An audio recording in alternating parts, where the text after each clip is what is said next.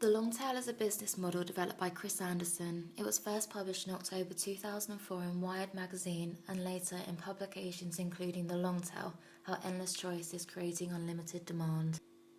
In order to determine what the LongTail is, it is important to analyse business models prior to the LongTail as to see where the new market has manifested.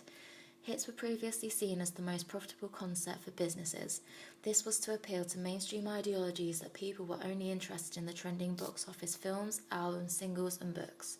In traditional stores, few popular media titles were purchased in bulk. Misses were warranted of wasting shelf space due to not being economical, and therefore stock was calculated in terms of what would sell because of demand. Anderson can be quoted in saying that retailers will only carry content that can generate sufficient demand to earn its keep. This is demonstrated in the head of the LongTail curve. It can be seen that the number of products comes to a halt. This represents where cinemas run out of screens or shops run out of shelf space. This is where the LongTail model comes into effect, as the market does not just end at the head. The LongTail is a business model based primarily on a niche market. It was brought about by the internet. As the rank or popularity of products decreases, niches arise. This is demonstrated through market sites such as Amazon and eBay. They focus on one-off products and don't have to make allowances for location and storage, as everything is stored in a database server as a catalogue of available products and titles. Misses are making money as people are establishing that they aren't as mainstream and only interested in hits. Populations want to explore alternatives, and the money generated from niches is generating a completely new market.